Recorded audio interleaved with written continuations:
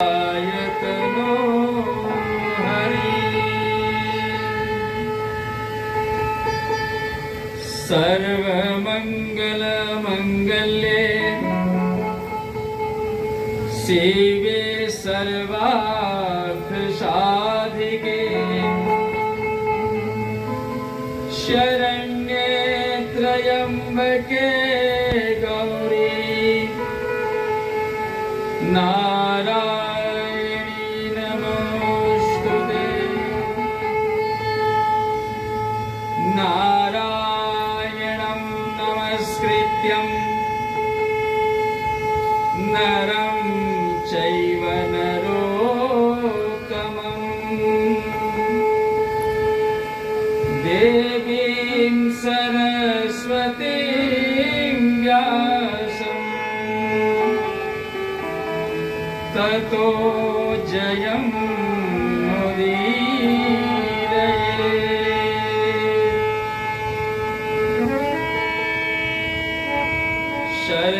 सर्वदेवमयीं राधां सर्वं राधामयं जगत् अतोऽहं विश्वरूपा राधा नमामि राधा राधा। ब्रजे वसन्तं रमणीतचौरम् गोपाङ्गनानां पटपीतचौरम्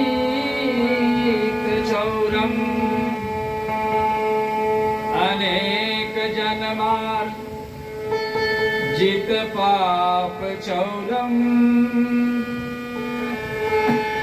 चौराग्रगण्यं शिरसा नमामि। गङ्गातरङ्गरमणीयजटाकलापम् गौरी निरन्तर विभूषित वामभागम्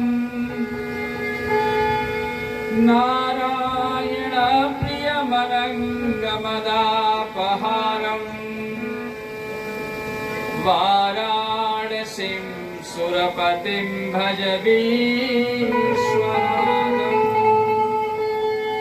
कर्पूरगौरं गरुडावतारम् संसारसारं भुजगेन्द्रहारम् सदा।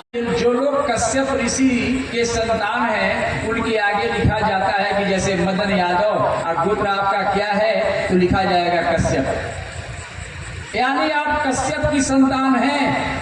कश्यप ऋषि से आप के पूर्वज उत्पन्न हुए थे, तो उस ऋषि जिसने हमारे गोत्र के प्रवर्तक ऋषि थे उनका भी हमारे ऊपर कर्ज है, तो उसका क्या करते हैं?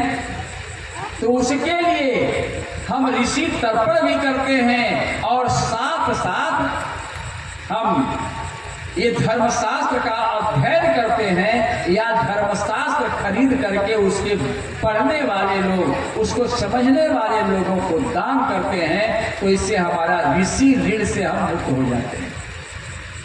इसलिए हमें घर में गीता जरूर रखनी चाहिए, श्रीमद् भागवत महापुराण की पुस्तक जरूर रखनी चाहिए, रामायण की पुस्तक जरूर रखनी चाहिए और उसको जदा कदा उलट करके कभी फुर्सत मिले तो उसको पढ़िए और पढ़ करके उसमें जो आपको बात अच्छी लगे वह अपने बच्चों को, नाती को, पोता को, पुत्र को, बेटियों को बताइए। इससे ऋषि ऋण जो है इससे आदमी मुक्त होता है। आपको एक बात बताऊं, यहाँ जितने लोग बैठे हैं हम सब हिंदू हैं, सब सनातन धर्म वाले हैं, लेकिन सनातन धर्म का मुख्य उद्देश्य और मुख्य चीजें क्या है, ये धर्म क्या है? अगर ऐसा प्रश्न अगर हम बच्चों से, बुजुर्गों से, युवा लोगों से अगर कोई पूछने लगे तो मैं समझता हूं कि सब फेल हो जाएगा।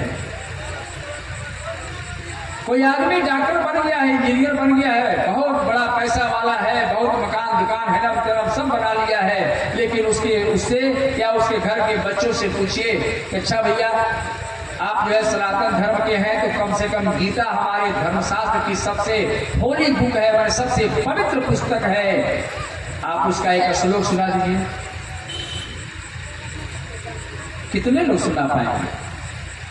और अगर ये हम नहीं सुनाते हैं तो ये हमारी बहुत बड़ी कमजोरी है सज्जनों। इसलिए मैं बार बार यह कहता हूं, आज फिर दोहरा देता हूं आपके सामने कि घर में गीता की पुस्तक जरूर रखिए। और ज्यादा मत, मैं यह नहीं कहता हूं कि आप अपने बच्चों को संस्कृत ही पढ़ाइए, कोई जरूरी नहीं, लेकिन कम से कम उसको 5 श्लोक याद करके रखवाइए, ताकि कोई उसे अब पूछे कि तुम्हारे धर्म की सबसे पवित्र पुस्तक क्या है, पवित्र ग्रंथ क्या है, तो वह गर्व से कह सके कि गीता, श्रीमद् भगवत गीता। गीता को किसने लिखा? तुरंत वह जवाब देगा कि इसको भगवान श्री कृष्ण ने कहा, यह भगवान की वाणी है। तीसरा प्रश्न अगर वह कहता है कि इसका श्लोक सुना सकते हो, तो अब बच्चा तुरंत सुनाए कि वासांसि जीर्णानि यथा विहाय नवानि गृह्णाति नरो पराणि तथा शरीराणि विहाय जीर्णा नान्यानि संजाति नवानि देहि। तुरंत वह एक श्लोक फटाफट सुना दे।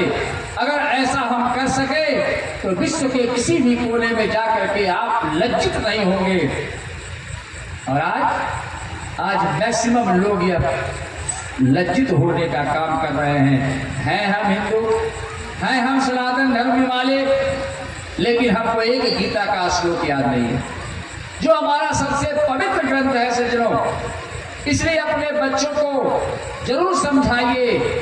कोई अगर पूछे कि आपके सनातन धर्म का सबसे मूल ग्रंथ क्या है, तो आप बोलिए कि श्रीमद् भागवत गीता।